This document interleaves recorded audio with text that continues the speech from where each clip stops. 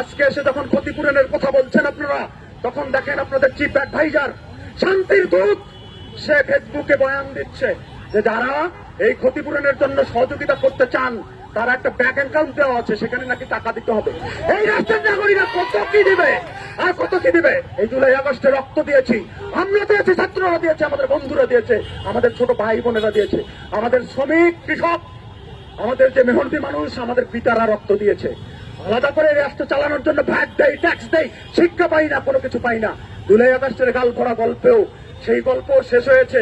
এখন আলাদা করে আমাদের ভাই হারাইছে, সেইখানে আমাদেরকে অর্থ দিতে হবে। বন্ধুরা, এর বড় কারণ এই যে শিশুদের নিরাপত্তার কথা আপনারা বলছেন, দেখেন এই বুর্জুয়ারা কত খারাপ, বুর্জুয়ারা কত নিপীড়ক। এই যে মাইলস্টোনে যারা পড়ে, এরা কি বস্তির বাচ্চা? এরা কি হচ্ছে কৃষকের বাচ্চা? এরা কি শ্রমিকের বাচ্চা? তা কিন্তু না, এদের এই বাচ্চা।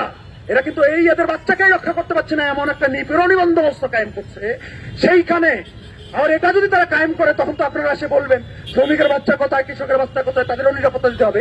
এই যে শিশুরা, যে শিশুদের অধিকার হওয়ার কথা ছিল জন্মের পরে, যেভাবে আলো এবং বাতাস ভোগ করে, ঠিক একই রকম ভাবে জীবনের নিরাপত্তা ভোগ করবে।